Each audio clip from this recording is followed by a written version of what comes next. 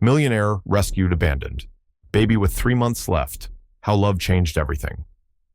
They laughed at his decision, but what happened next will make you cry. Drop a heart if you believe in second chances. They said James Foster had everything money could buy, but his 45th birthday found him alone in a penthouse built for a family he never had. The setting sun cast long shadows across James Foster's Seattle penthouse, bathing the modern furniture in golden light. Floor-to-ceiling windows offered a panoramic view of Puget Sound, the water shimmering like molten copper as the day came to a close. Despite the breathtaking vista, the space felt hollow, a showcase rather than a home. Sleek Italian leather sofas positioned at perfect angles to one another had rarely felt the weight of visitors. The custom kitchen, with its professional-grade appliances, gleamed with disuse. Everything in the 5,000-square-foot space was arranged with mathematical precision, each piece of modernist art and designer furniture positioned for maximum aesthetic impact. A small collection of birthday cards sat unopened on the glass coffee table, their corporate logos visible through the envelopes, gestures of professional courtesy rather than personal affection. James stood at the window, tumbler of 18-year-old scotch in hand, his reflection ghostly against the darkening sky. At 45, he had the trim physique of someone who paid for a personal trainer, but didn't have time to use their services consistently. His dark hair was just beginning to gray at the temples, giving him what business magazines called a distinguished appearance in their profiles of successful entrepreneurs. The fine lines around his eyes spoke of the countless hours staring at screens and spreadsheets, building Foster Technologies from a startup in his garage to a tech empire worth billions. The gentle ping of the elevator announced his executive assistant's arrival. Diane Chen stepped into the penthouse, her efficiency evident in everything from her precisely cut bob to her immaculately organized tablet. At 36, she had been with James for almost a decade, managing both his business and personal life with quiet competence. "I wasn't sure you'd want company," she said, placing a small gift bag on the kitchen counter, "but I thought someone should acknowledge the day." James nodded, raising his glass slightly in acknowledgement. "Thanks, Diane. Sorry for the short notice on the investor calls." "Robert's handling them," she replied, referring to James's business partner. "He sends his regards and reminded me to remind you about tomorrow's hospital visit." She paused, studying his expression. "The PR team says your presence at the children's wing opening will help counterbalance the recent press." The recent press being the tabloid frenzy around his divorce 6 months ago, when his wife of 3 years left him for a younger musician, citing James's emotional unavailability and pathological dedication to work in interviews that circulated far beyond the gossip columns. "Right," James murmured, turning back to the view. "The great philanthropist makes an appearance." Diane's professional mask slipped momentarily, concern showing through. "James, maybe you should take some time off after the IPO. A real break, not just working remotely from some luxury resort." "There's too much happening right now," he responded automatically. "The new product line launches next quarter, and with Victor Reynolds circling." His voice trailed off as his phone rang with the distinctive tone he'd assigned to Robert. James put the call on speaker. "Tell me you've resolved the issue with the Singapore investors," he said without preamble. Robert's voice filled the empty space of the penthouse. "Mostly. They're concerned about the leadership transition plan. After that article about your divorce, they're asking questions about stability." There was a pause. "Specifically, they want to know what happens to Foster Technologies if something happens to you. Your legacy plan, so to speak." James felt something cold settle in his stomach that had nothing to do with the scotch. "I'll address it on tomorrow's video call." "About that," Robert continued, "the whole board will be joining, including the potential new investors, and Victor's people requested access as well." "Victor Reynolds doesn't get access to our investment discussions," James replied sharply. "His acquisition offer goes public tomorrow," Robert said. "We can't prevent him from buying stock, James. He's positioning this as a uniting mentor and protege in the press, but we both know what he's really after."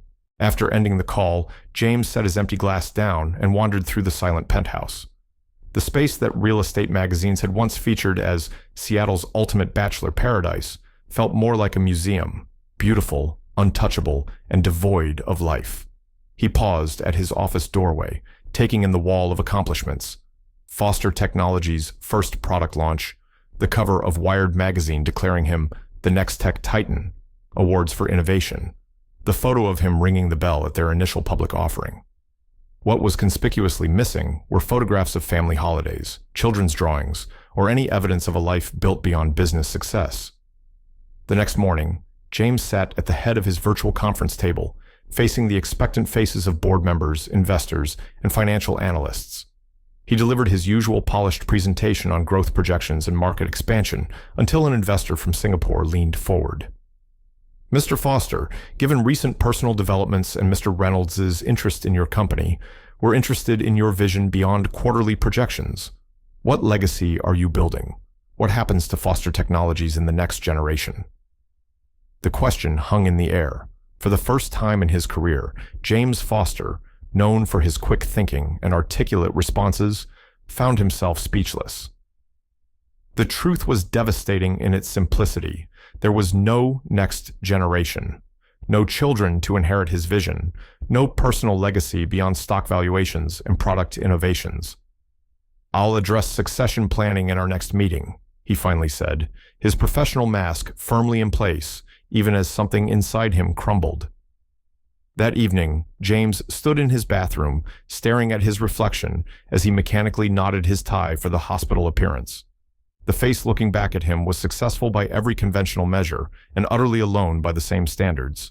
His phone buzzed with Diane's text. "Car waiting downstairs. Hospital PR team ready for your arrival." As he rode the elevator down to the waiting car, James straightened his shoulders and prepared his public smile. Tomorrow would be all about charitable giving and positive press coverage. A few handshakes, some photos with doctors, maybe a brief interaction with a photogenic patient carefully selected by the PR team. He had no way of knowing that within 24 hours, his carefully constructed world would be turned upside down by a tiny patient with no name tag, no visitors, and according to the doctors, no more than 3 months to live. The tiny baby in the incubator had no name tag, no visitors, and according to the doctors, no more than 3 months to live. The neonatal intensive care unit at Seattle Children's Hospital was a world apart from James's corporate domain. The hushed environment was punctuated by the gentle beeping of monitors and the soft murmur of medical staff moving efficiently between incubators. Colored wristbands, cartoon character stickers, and hand-knitted caps personalized each station, except for one pushed slightly apart from the others.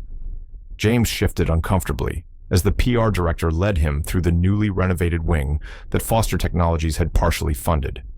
Camera flashes captured his carefully practiced smile as he shook hands with the hospital administrator and chief of pediatrics. The hospital's PR team had orchestrated every moment of the tour, positioning photogenic patients and grateful parents at strategic intervals. "And here we have our NICU, Mr. Foster," the PR director said, gesturing toward the large glass windows. "Your company's donation helped upgrade the monitoring systems here, improving survival rates by nearly 15%. As the cameras clicked, James noticed a petite doctor in a white coat, checking the incubator that stood slightly apart from the others. Unlike the other stations with their personalized touches and anxious parents, this one was starkly clinical. "What about that one?" James asked, interrupting the PR director's rehearsed speech. The director's smile faltered slightly. "Perhaps we should continue to the pediatric research lab." "I'd like to know about that patient," James insisted, an uncharacteristic impulse driving him. Dr. Maya Chen looked up from her chart, her expression guarded as she assessed the man in the expensive suit. At 36, she'd already earned a reputation as one of the country's top pediatric cardiologists, but her direct manner and refusal to sugarcoat diagnoses made her less than ideal for PR events. "That's baby Jane Doe," she said simply, using the hospital designation for abandoned infants. "She was left here after birth 6 weeks ago, with a complex congenital heart defect." The PR director stepped forward. "Dr. Chen, perhaps another patient would be more appropriate for—" "What's her prognosis?" James asked, approaching the incubator. Dr. Chen met his gaze directly. "Without surgical intervention, 3 months at most. The defect is severe, and she also has pulmonary complications." She paused. Even with surgery, her chances are limited. Inside the incubator, a tiny infant with translucent skin lay connected to monitors and tubes. Despite the clinical setting, someone had placed a small pink elephant beside her, the only personal touch visible. "Where are her parents?" James asked. "Her mother disappeared after delivery," Dr. Chen replied. "She came in through the ER already in labor, gave a false name, and left before completing discharge paperwork. No father is listed." James stared at the infant, unexpectedly moved by her isolation.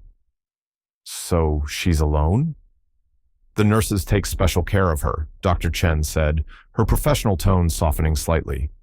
"But yes, essentially, she's a ward of the state, pending placement in palliative care." The PR director cleared his throat. "Mr. Foster, the pediatric research lab is ready for your visit. They've prepared a demonstration of the equipment your donation funded." "I'll be there in a minute," James said, not taking his eyes off the baby. For reasons he couldn't articulate, James stayed after the official tour ended, finding himself back at the NICU window. Dr. Chen was still there, making notes in the baby's chart. "Do you always work this late?" James asked as she exited the unit. "Baby Jane's condition requires frequent monitoring," she replied, studying him curiously. "Most donors don't come back after the photo op." James ignored the implied question.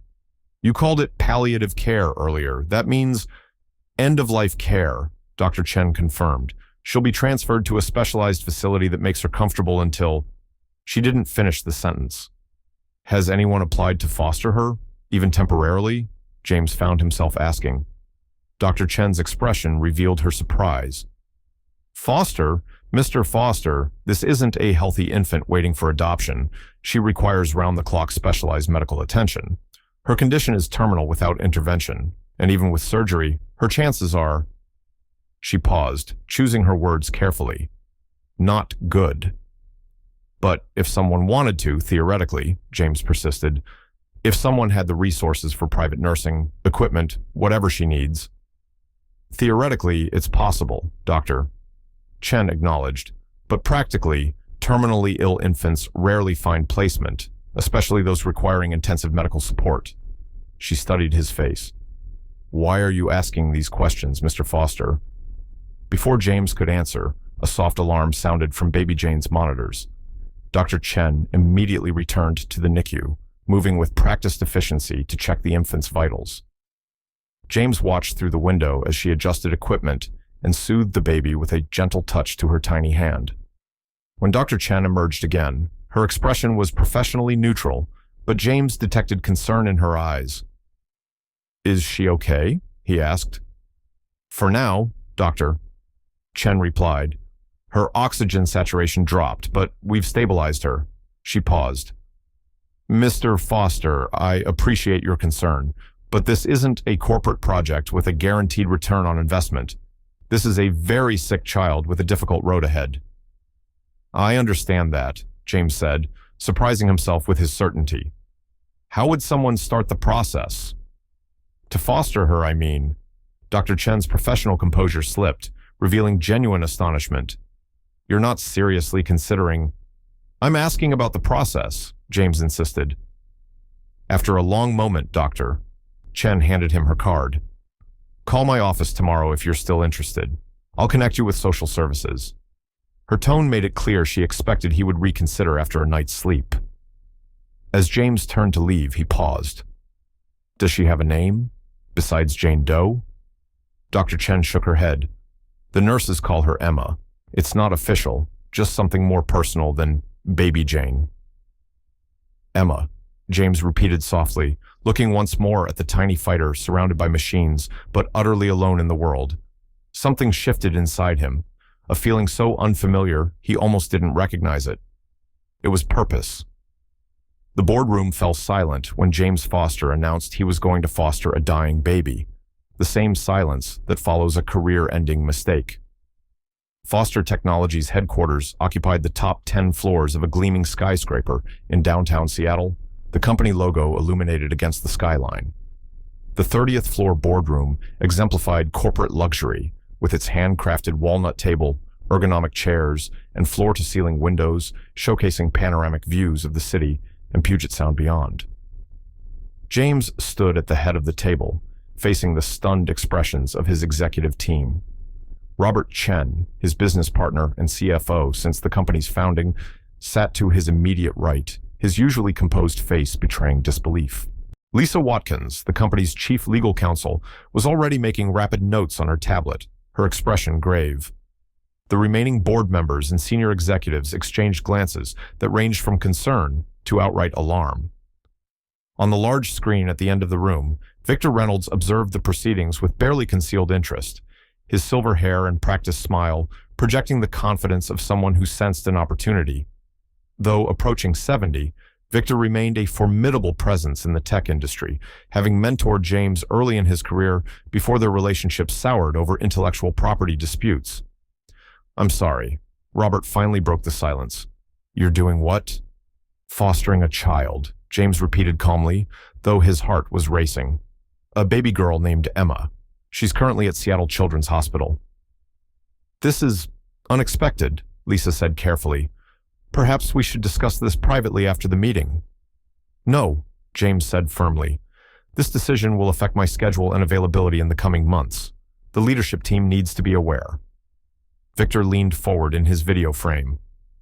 "James, while I applaud your sudden interest in philanthropy, the timing seems rather convenient, with the IPO approaching and my offer on the table." James fixed his former mentor with a steady gaze. "This has nothing to do with business, Victor." "Everything you do affects Foster Technologies," Victor countered smoothly, "especially impulsive decisions that suggest emotional instability." Robert signaled for the video feed to be muted temporarily.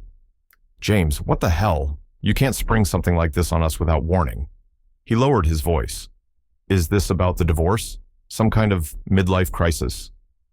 "I met this child yesterday," James explained, maintaining his composure. "She has a congenital heart defect. She's been abandoned, and without a guardian willing to authorize treatment, her options are limited." "So make a donation to the hospital," suggested Martin Lowell, the marketing director. "Fund a whole pediatric wing. But becoming a foster parent? You have no experience with children, let alone a medically fragile infant." "I've already arranged for a specialized nursing team and medical equipment to be installed at my home," James replied. "The social worker has fast-tracked the emergency foster care application." Lisa unmuted Victor's feed as she addressed James. "There are significant legal considerations here. The company is in a delicate position with the upcoming IPO. Investors are already nervous about stability following your divorce." "I'm adopting a child, not having a breakdown," James replied sharply. "A terminally ill child," Robert pointed out. "James, be reasonable. You work 80-hour weeks. You're in the middle of launching a new product line. You have no family support system. How exactly do you plan to care for a baby who needs round-the-clock medical attention?" "I've considered all of that," James said, though in truth, he had spent the night making arrangements, running on adrenaline and an inexplicable certainty that this was something he needed to do. Victor's smooth voice cut through the tension. "The board has a fiduciary responsibility to shareholders. James's impulsive decision raises legitimate questions about his judgment and focus at this critical juncture." Several board members nodded in agreement, avoiding James's gaze. "Are you suggesting I'm unfit to lead because I'm taking responsibility for a child who needs help?" James challenged, anger rising in his voice. "I'm suggesting," Victor replied carefully, "that major life changes require adjustment periods. Taking on parenthood, especially of a child with complex medical needs, while steering a company through an IPO, demonstrates questionable prioritization." James looked around the table, seeing the doubt in his team's eyes. These were people who respected his business acumen, who had followed his vision for years, but who now questioned his sanity. "What's the real issue here?" James asked quietly. "That I'm making a personal decision without consulting the board, or that I'm finally prioritizing something besides Foster Technologies?" Lisa cleared her throat. "James, from a PR perspective, this could actually be positive if handled correctly. A tech CEO with a heart. But the reality of caring for this child will be much harder than you anticipate." "I'm aware of the challenges," James replied. "Are you?" Robert asked. "You've never even changed a diaper." James turned to his oldest friend and business partner. I've built a multi-billion-dollar company from nothing. I think I can learn to change a diaper." The room fell silent again as James gathered his papers. "The emergency foster placement is already approved. Emma will be coming home with me tomorrow, with full medical support. I'll continue to fulfill all my CEO duties, but my schedule will require adjustment." He straightened to his full height, channeling the authority that had built an empire. "This decision is personal, not corporate, and it's not up for debate or vote." As the meeting disbanded, Robert pulled James aside. "You know Victor will use this against you. The board is already nervous about his acquisition offer." "Let him try," James replied, surprising himself with his certainty. Later, as he left the building, James received a text from Dr. Chen. "Social Services approved emergency placement. Emma ready for transfer tomorrow morning. Still sure about this?" James paused before the sleek town car, waiting to take him to his next meeting. Looking up at the Foster Technologies logo illuminating the Seattle skyline, he recalled the investor's question that had left him speechless. "What legacy are you building?" For the first time in years, he had an answer that had nothing to do with market share or stock options. "Absolutely certain," he texted back, then added, "What does she need?" As the car pulled away from the curb, James felt something he hadn't experienced in years, the terrifying, exhilarating sensation of taking a leap without calculating all possible outcomes first. The real estate magazine that once featured James Foster's Bachelor Paradise would never recognize it now, with medical equipment beside priceless art and designer furniture rearranged to make room for a baby who might not survive the season.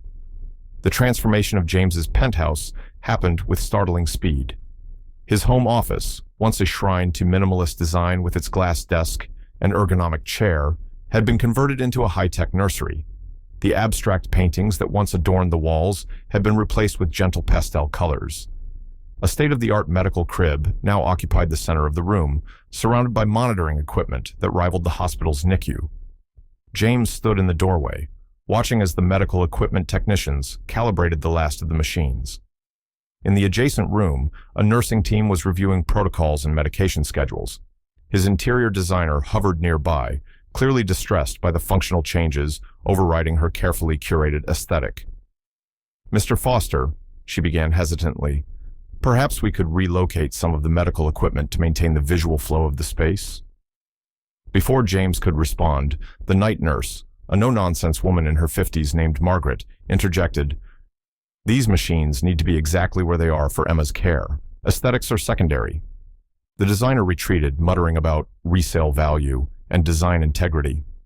James's phone rang constantly, Robert with questions about the quarterly projections, investors seeking reassurance, journalists requesting interviews about his humanitarian gesture. He silenced it as the elevator announced a visitor. Sandra Wilson, the social worker assigned to Emma's case, stepped into the penthouse. In her 15 years of child welfare work, she had never encountered a situation quite like this. A bachelor CEO with no childcare experience fostering a terminally ill infant. "Mr. Foster," she greeted him professionally, already scanning the environment with a practiced eye. "I see you've been busy." "Everything on the approved list has been addressed," James said, handing her a tablet with a detailed checklist. "Medical equipment, nursing staff, pediatric specialists on call, childproofing throughout the penthouse." Sandra nodded, moving through the space methodically.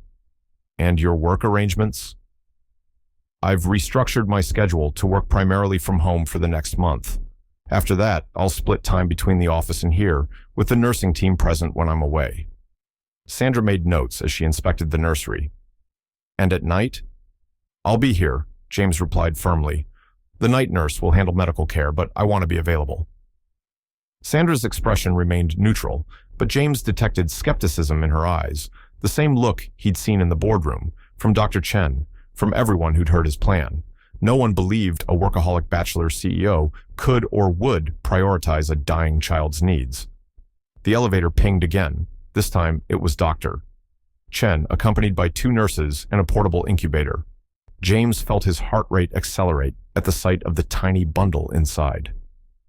"Her vitals are stable for transport," Dr. Chen reported professionally, though her eyes held the same doubt as Sandra's. "The medical team will get her settled."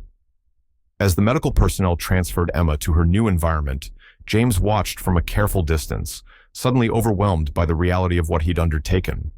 The conference calls and legal paperwork had been familiar territory. This tiny, fragile human was not. "Mr. Foster," Dr. Chen said quietly, joining him in the living room after Emma was settled. "I've prepared detailed instructions for her care team, but there are some things you should know personally." She walked him through Emma's condition, medications, and warning signs to watch for. James listened with the same focused attention he gave to product specifications and market analyses. "Most importantly," Dr. Chen concluded, "she needs consistency. Babies her age, especially medically fragile ones, respond to routine and familiar voices." "I understand," James said, though in truth, he felt completely out of his depth.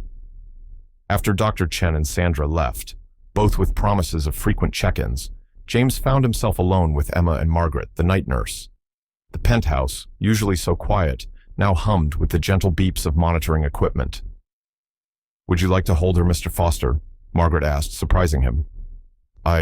Is that safe?" he asked. Margaret's stern expression softened slightly. "It's not just safe, it's necessary. Human contact is as important as any medication." With careful instruction, James sat in the glider chair as Margaret placed Emma in his arms, adjusting his hold to support her head. The baby was impossibly small, weighing almost nothing against his chest. Her wispy hair was pale blonde, and beneath closed eyelids, her tiny veins were visible through nearly translucent skin. "There you go," Margaret said approvingly. "Just keep her close like that." James sat perfectly still, terrified of disturbing the fragile bundle. After a few minutes, Emma's eyes fluttered open, regarding him with a solemn blue gaze that seemed impossibly aware. "Hello, Emma," he said softly, surprised by the gentleness in his own voice. His phone buzzed again, but he made no move to answer it. Emma's tiny hand had worked free of her blanket and now rested against his thumb, 5 perfect miniature fingers against his much larger one. That evening, as James attempted to join a video conference from his living room, Emma's monitors suddenly alarmed. He dropped his tablet mid-sentence, rushing to the nursery where Margaret was already checking vitals. "Oxygen saturation dropping," she reported calmly, adjusting equipment with practiced hands. James stood frozen, watching the numbers on the monitor fluctuate. "Should we call an ambulance?" "Not yet," Margaret replied, continuing her adjustments. "This happens with her condition. Talk to her while I work. She responds to voices." Feeling awkward but desperate to help, James leaned close to the crib. "Hey there, Emma," he said softly. "Everything's going to be okay. We've got this figured out." To his astonishment, the numbers on the monitor began to stabilize. Emma's eyes found his, and he continued talking, telling her about the view outside the windows, promising her outdoor excursions when she was stronger. Later, after the crisis had passed and Emma slept peacefully, James found Margaret preparing medication in the kitchen. "You did well," she told him matter-of-factly. "Most new parents panic their first time." "I'm not really a parent," James corrected automatically. Margaret gave him a knowing look. "Tell that to Emma." That night, James fell asleep in the armchair beside Emma's crib, his tablet displaying unanswered emails sliding forgotten to the floor. When he woke, he found Margaret had covered him with a blanket, but made no attempt to move him from his self-appointed guard post. As dawn broke over Seattle, illuminating the transformed penthouse with soft light, James watched Emma's peaceful breathing and wondered how a tiny person who had been in his life for less than 24 hours had already rearranged not just his furniture, but his priorities. Dr. Maya Chen had seen wealthy people make grand gestures before, but as she watched James learning to take Emma's temperature with the same focus he used for million-dollar deals, she wondered if she'd misjudged him. Maya's office at Seattle Children's Hospital reflected her approach to medicine, functional, focused, and without pretense. Medical journals and research papers formed precarious stacks on available surfaces. The walls displayed her impressive credentials alongside colorful drawings from former patients, a juxtaposition of professional achievement and personal connection. She reviewed Emma's latest test results with a furrowed brow. The baby's vitals showed marginal improvement, defying the projected decline. Maya had seen wealthy donors adopt charitable causes before, but they typically lost interest once the initial publicity faded. James Foster's continued involvement with Emma's care was unexpected. A knock at her door interrupted her thoughts. The hospital administrator, Dr. Lawrence Phillips, entered without waiting for a response. "Maya, we need to discuss your involvement with the Foster case," he began, his tone carefully neutral. Maya straightened in her chair.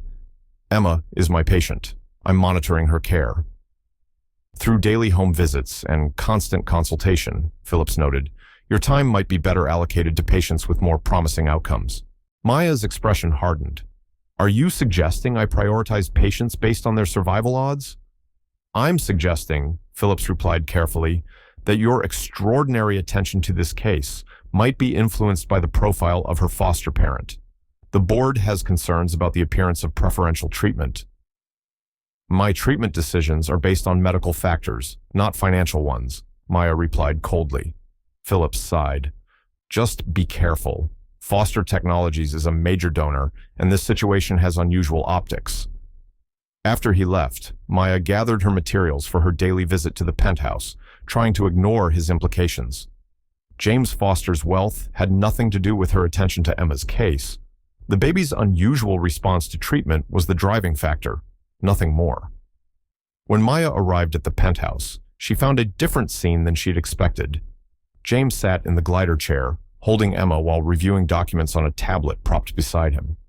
The baby was awake, but calm, dressed in a pale yellow sleeper, rather than the hospital-issue garments she'd arrived in.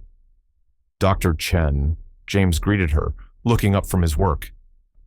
"Emma's had a good morning. Her oxygen levels have been stable since the adjustment to her medication." Maya approached, noting the confident way James now held the baby, a stark contrast to his initial hesitation. "May I?" she asked, reaching for Emma. James carefully transferred the baby to her arms, and Maya began her examination. "The nursing notes show she took her full feeding this morning." "She's been more alert too," James added, tracking movement with her eyes. Maya tried to maintain professional detachment as she examined Emma, but she couldn't help noticing the changes in the penthouse since her last visit. A soft playmat had been added to the living room floor. Children's books, many focusing on heart conditions in hospitals, filled a new bookshelf. Most telling was the professional-grade photography equipment set up near the window. "Documentation," James explained, following her gaze. "I'm keeping a visual record of her progress." "Progress implies improvement, Mr. Foster," Maya said carefully. "While Emma's condition has stabilized temporarily, I don't want to create false expectations." Something flashed in James's eyes, not anger, but determination.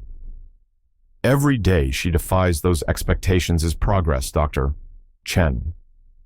As Maya completed her examination, she noticed a folder of research papers on the coffee table, studies on experimental treatments for congenital heart defects, several authored by her colleagues and one by herself. "Light reading?" she asked, gesturing toward the papers. "Research," James replied. "I've been reviewing current treatment protocols and experimental approaches." "These are highly technical medical journals," Maya noted, impressed despite herself. James shrugged. "I taught myself quantum computing to launch our AI division. Pediatric cardiology is challenging, but not incomprehensible." Their conversation was interrupted when Emma began fussing.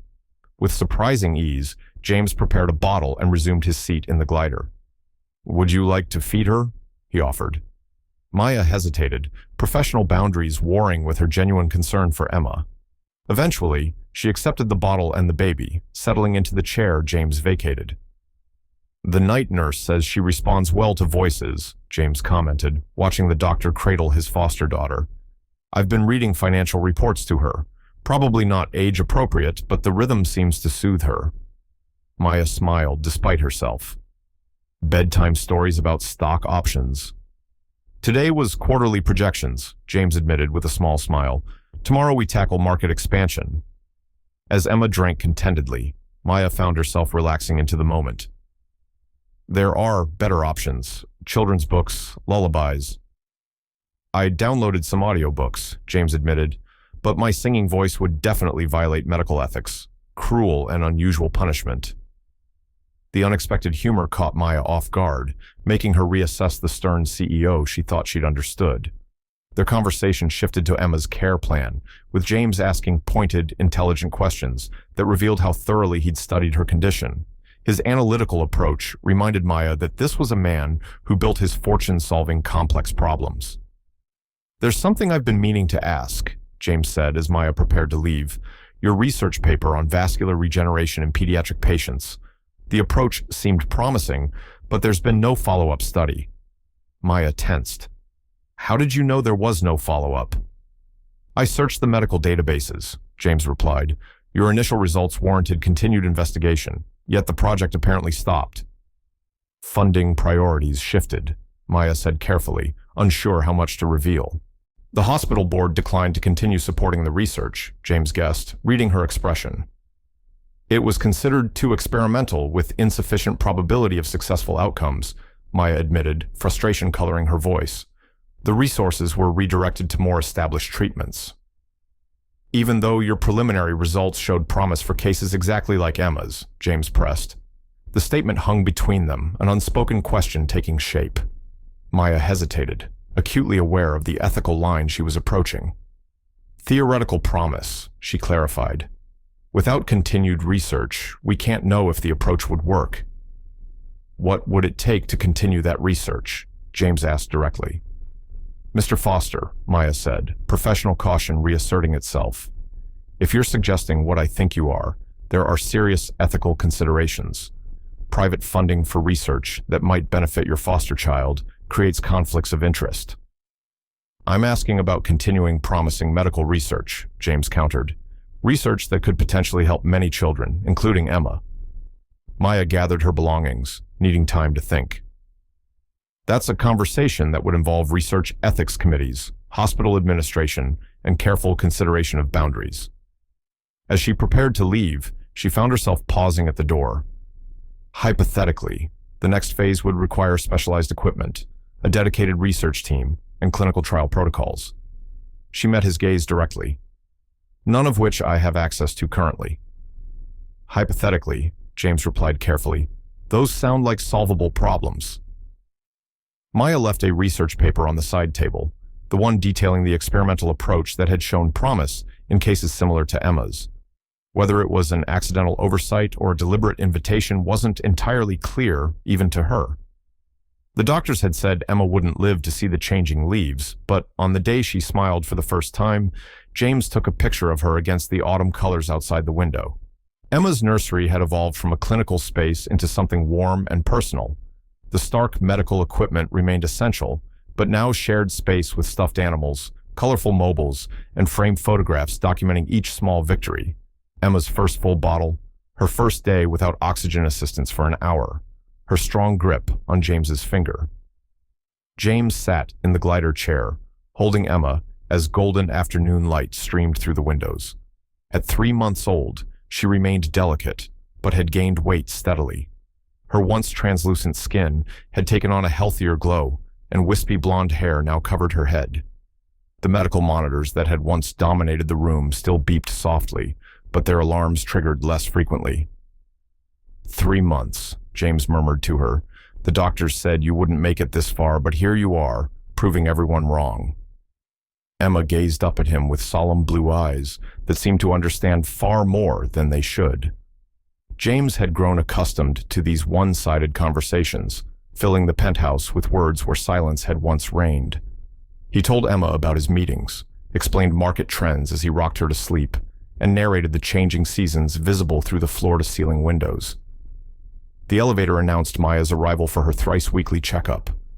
Over the past months, her visits had shifted from purely clinical assessments to something more collaborative. The professional wall she maintained remained intact, but had developed small, significant cracks. "How's our girl today?" Maya asked, setting down her medical bag and reaching for Emma. "She slept through the night," James reported proudly, "and her morning oxygen levels were the best yet."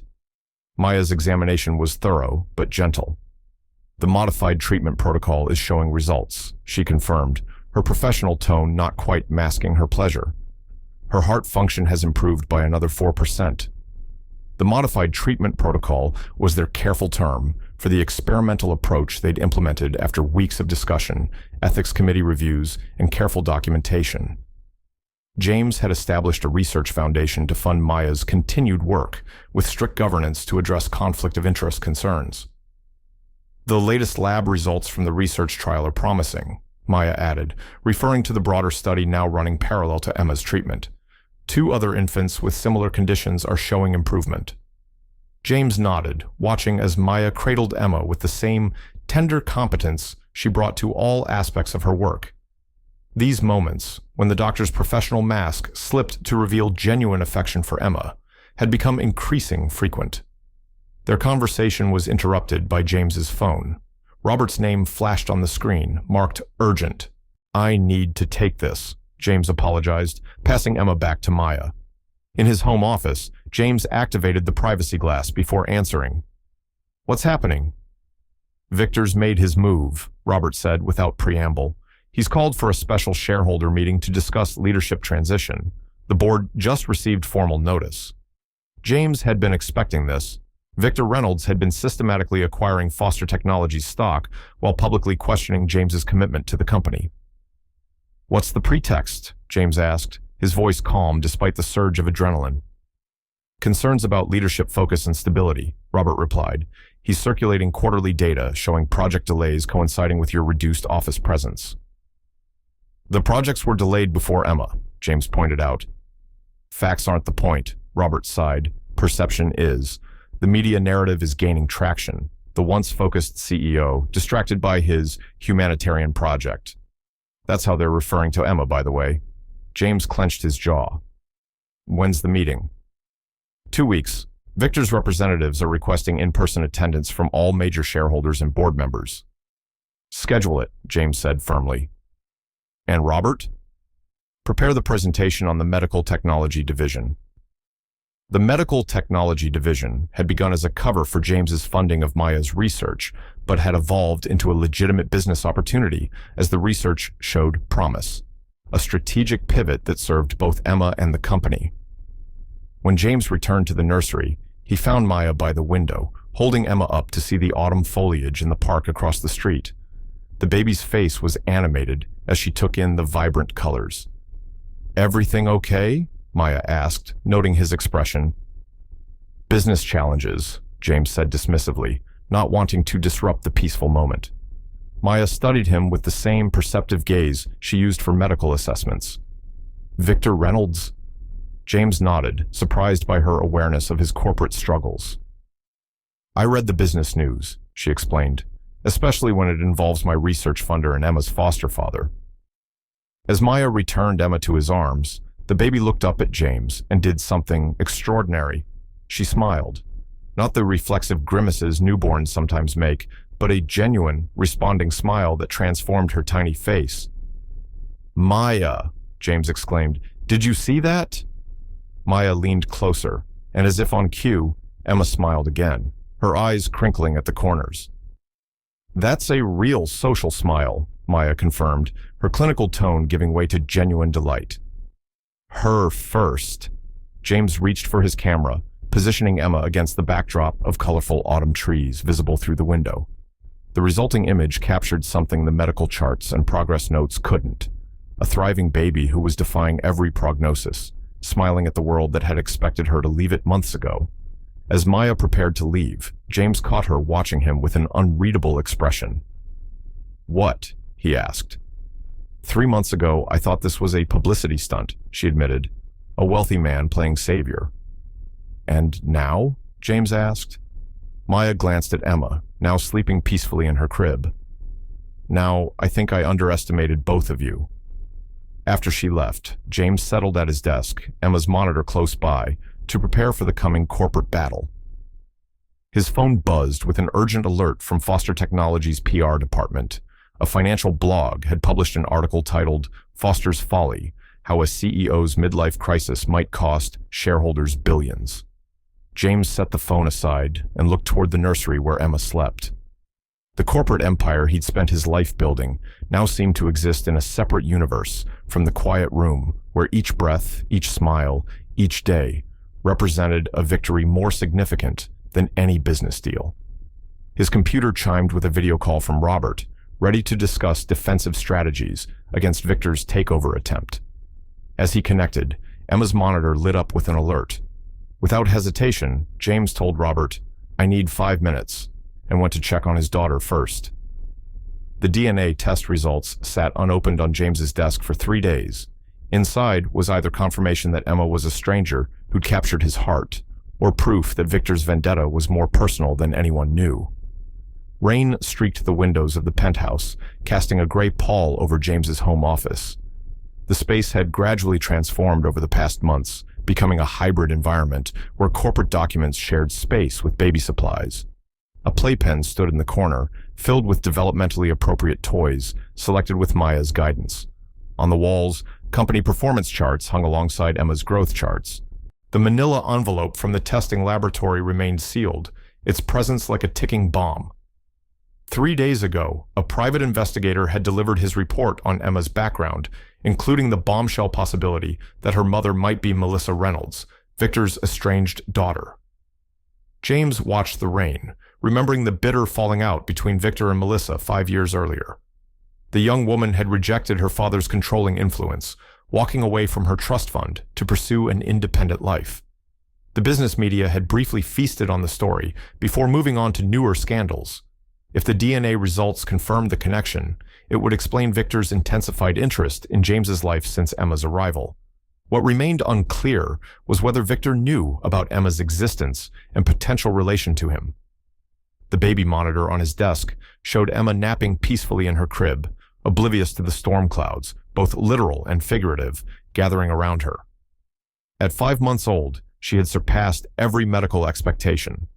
The experimental treatment protocol had strengthened her heart function significantly, though she remained vulnerable to infections and still required specialized care. James's phone buzzed with a news alert. Reynolds Industries increases stake in Foster Technologies. Analysts predict hostile takeover attempt. The private elevator chimed, announcing Maya's arrival for Emma's afternoon checkup. Over the months, she had gradually abandoned the formality of scheduling visits through assistants, instead texting James directly when she was heading over. "You look terrible," she observed bluntly as she entered, setting down her medical bag. "Is Emma keeping you up, or is it corporate warfare?" "Both," James admitted. "Emma had a restless night, and Victor's making aggressive moves." Maya moved toward the nursery with practiced familiarity. Her last blood work showed slight anemia. That could be affecting her sleep patterns. James followed, watching as Maya gently lifted the still sleeping Emma for examination. Her touch was confident, but tender, her movements demonstrating the bond that had formed despite her initial professional detachment. "I need to discuss something with you," James said quietly as Maya completed her assessment. Something in his tone caught her attention. "Is it about the surgical consultation?" "No, it's about Emma's background," James replied, leading Maya back to his office once Emma was settled again. He showed her the investigator's report, explaining the possible connection to Victor Reynolds. Maya listened intently, her expression growing more concerned with each detail. "If she is Victor's granddaughter," Maya said slowly, "there could be legal implications for her custody arrangement." "That's what worries me," James admitted. "I've had the DNA test done, but—" He gestured to the unopened envelope. "You're afraid of what it might mean for Emma," Maya finished his thought. "And for you." James nodded, unable to articulate the fear that had kept him from opening the envelope, the possibility of losing Emma to Victor's influence. "What does your lawyer say?" Maya asked practically. "That biological family typically has priority in custody considerations," James replied, "unless there's evidence of unfitness." "And is there?" "Victor's daughter disappeared during pregnancy and abandoned Emma at birth," James pointed out. "But that could be explained by postpartum depression, fear, lack of resources, any number of factors a court might find sympathetic." Maya considered this, her analytical mind working through the implications. From a medical perspective, consistency of care is crucial for Emma's recovery. Disrupting her environment and treatment protocol could be detrimental. James looked at her sharply. "Would you testify to that if necessary?" "I would present the medical facts," Maya said carefully, "which support Emma remaining in stable care with access to the treatment that's helping her. James reached for the envelope, then hesitated. Once I know, I have to decide what to do with the information. You mean whether to tell Victor? Maya guessed. James nodded. If he doesn't already know. Maya placed her hand over the envelope. Before you open this, remember that DNA is just biology. What you've built with Emma is something else entirely. With a deep breath, James broke the seal and removed the test results. His eyes scanned the clinical language until he found the conclusion paragraph. Results indicate a 99.8% probability of a familial relationship consistent with grandfather-granddaughter. It's confirmed, he said quietly. Emma is Victor's granddaughter. As if on cue, his phone lit up with a news alert.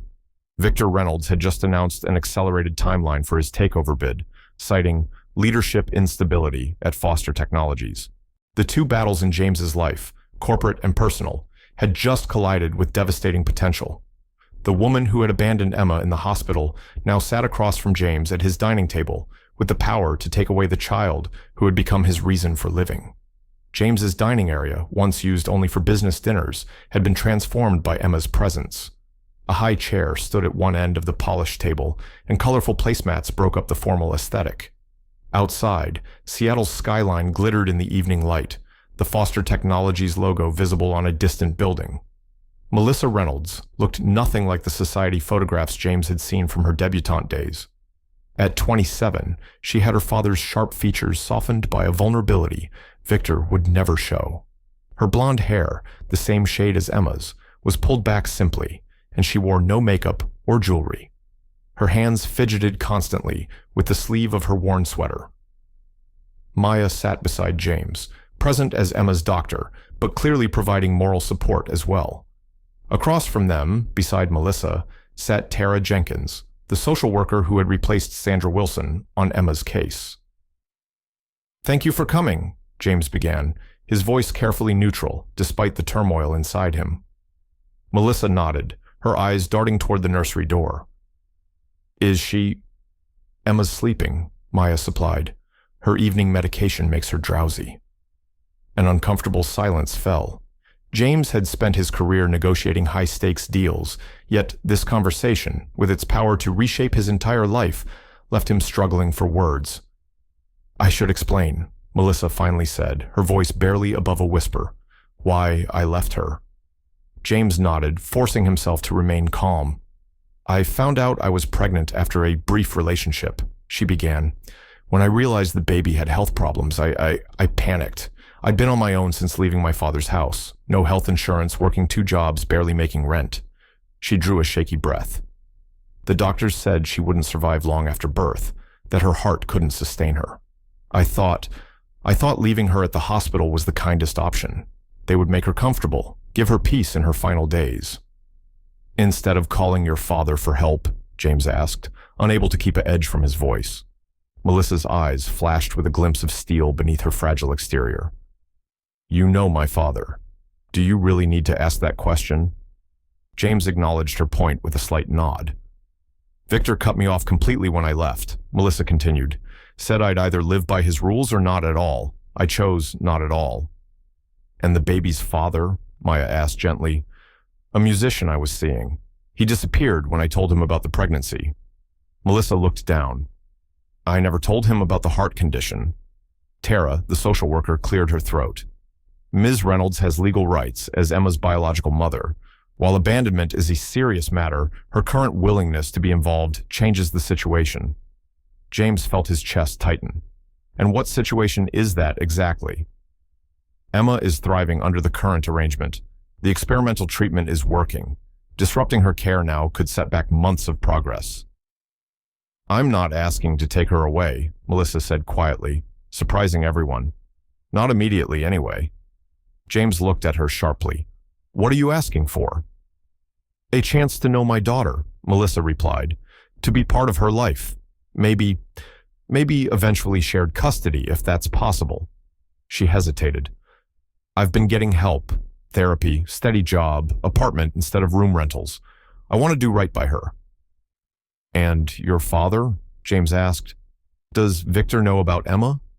Melissa's expression hardened.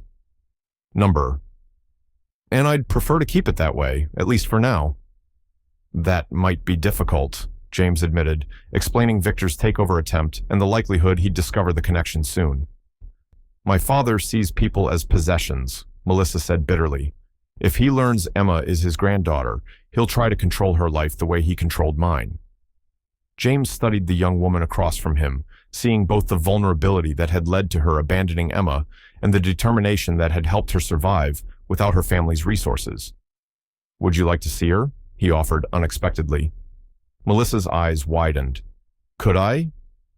James nodded to Maya, who rose and led Melissa toward the nursery. As they left, James caught a glimpse of Melissa's face, a mixture of fear, hope, and longing that mirrored his own complicated emotions. Tara leaned forward. This is an unusual situation, Mr. Foster, but there might be a solution that serves Emma's best interests while respecting Ms. Reynolds' rights. I'm listening, James said, watching the nursery door where the woman who had given Emma life was about to meet her daughter for the second time. The boardroom doors opened, and James entered with Emma's carrier on one arm and Maya beside him. If he was going to fight for his company and his new family at once, he would do it with everything that mattered, in plain sight. Foster Technologies' main boardroom fell silent as James entered. The long walnut table was surrounded by board members, major shareholders, and legal representatives, all turning to stare at the unexpected sight of their CEO with an infant carrier. Victor Reynolds sat at the far end, his silver hair and tailored suit projecting the confidence of someone who believed victory was inevitable. James placed Emma's carrier carefully on the chair beside him. At 6 months old, she had grown stronger, though still tiny for her age. Dressed in a pale blue outfit with matching headband, she looked around the room with curious eyes, unaware of the power struggle centered on her future. This is highly irregular, Victor said, breaking the silence. A shareholders' meeting is hardly an appropriate venue for an infant. Emma's medical team is present, James replied calmly, nodding toward Maya, who stood professionally beside them. And her presence is relevant to today's discussion. Robert, seated to James's right, looked nervous but determined. The company's legal counsel shuffled papers, clearly uncomfortable with the unconventional approach. Let's proceed, James continued, addressing the room. We're here because Mr. Reynolds has questioned my leadership capacity and focus due to my fostering a medically fragile child. Victor leaned forward. The timing of Foster Technologies' product delays coincides precisely with your charitable project. The company's stock has declined 8% since you began dividing your attention. An interesting correlation, James acknowledged, but not causation. The product delays were documented in development reports 3 months before Emma entered my life, reports you have convenient access to as a shareholder. James activated the presentation screen, displaying performance metrics that contradicted Victor's narrative. What Mr. Reynolds fails to mention is that despite these challenges, our overall market position has strengthened in 2 key sectors. The presentation shifted to show the newly established Foster Medical Technologies division. This subsidiary, initially inspired by Emma's condition, has filed 6 promising patents in pediatric medical technology. Early investor interest suggests this division alone could offset any temporary losses from delayed product launches. Victor's expression darkened. A distraction from core business competencies, emotional decision-making rather than strategic planning. Actually, Maya interjected, stepping forward with professional authority, the medical technology sector represents a $500 billion global market with significant growth potential. Mr. Foster identified an underserved niche with substantial commercial applications. The board members listened attentively as Maya outlined the division's research progress and market potential. Her clinical precision and evident expertise shifted the room's energy subtly away from Victor's narrative. As the presentation concluded, Victor remained unimpressed. A desperate pivot doesn't erase the fundamental issue. James Foster's priorities have shifted away from the company he founded. His judgment is compromised by emotional attachment to a temporary situation. Temporary? James repeated, his voice dangerously quiet. Let's be realistic, Victor continued smoothly. You've never intended to be a parent. This charitable gesture, while admirable, is clearly a phase, perhaps triggered by your divorce. Foster Technologies needs stable, focused leadership. James was about to respond when the boardroom doors opened again. Melissa Reynolds entered, her resemblance to Victor immediately apparent to everyone in the room. A murmur ran through the assembled shareholders. Victor froze, staring at his estranged daughter with unconcealed shock. "Melissa? What are you doing here?" "Hello, Father," she replied, her voice steady despite her evident nervousness. "I'm here because this meeting concerns my daughter." The room fell completely silent as the implications of her statement registered. Victor's face paled as his eyes moved from Melissa to Emma, recognizing the family resemblance for the first time. "Your daughter?" he repeated, his commanding voice suddenly uncertain. Melissa moved to stand beside Emma's carrier. "Yes, Emma is my biological daughter, your granddaughter." Victor's expression cycled through shock, confusion, and calculation. "Why wasn't I informed? If she's my granddaughter—" "Because I didn't want you controlling her life the way you tried to control mine," Melissa interrupted. "When I learned about her heart condition, I made mistakes out of fear and desperation. But James Foster didn't." She turned to address the board directly. "While I was hiding from my responsibilities, James stepped forward. He's given Emma everything she needed: medical care, stability, love." Her voice broke slightly. "The kind of love that puts someone else's needs before your own." James stood, addressing the stunned board members. "The vote before you isn't just about company leadership, it's about values. Foster Technologies has always claimed to prioritize innovation, compassion, and integrity. Today you decide if those are just marketing terms or genuine principles." He looked directly at Victor. "Emma has taught me that success isn't measured in stock prices or market share. It's measured in lives improved and potential realized." Emma chose that moment to gurgle happily, reaching toward the lights overhead with tiny fingers. The sound cut through the tension, drawing smiles from several board members. "I move that we proceed to the vote," Robert said formally, sensing the shift in the room. As the ballots were distributed, Victor stared at his granddaughter, seeing his own eyes looking back at him from her tiny face, along with possibilities he'd never considered. 1 year after doctors gave her 3 months to live, Emma Foster Reynolds took her first steps across the penthouse floor, reaching not for toys, but for the 3 adults who had rewritten her story, and their own. Spring sunshine flooded the penthouse through floor-to-ceiling windows, illuminating a space transformed by love and purpose. Colorful decorations adorned the living area, celebrating Emma's first birthday. A banner reading "Emma's Miracle Day" hung across the dining area, and photographs documenting her journey lined the walls, from the tiny, fragile newborn to the thriving 1-year-old she had become. The medical equipment that had once dominated the space was now minimal and discreet.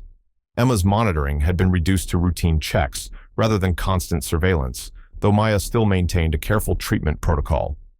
James knelt on the floor, arms outstretched encouragingly as Emma stood unsteadily by the coffee table.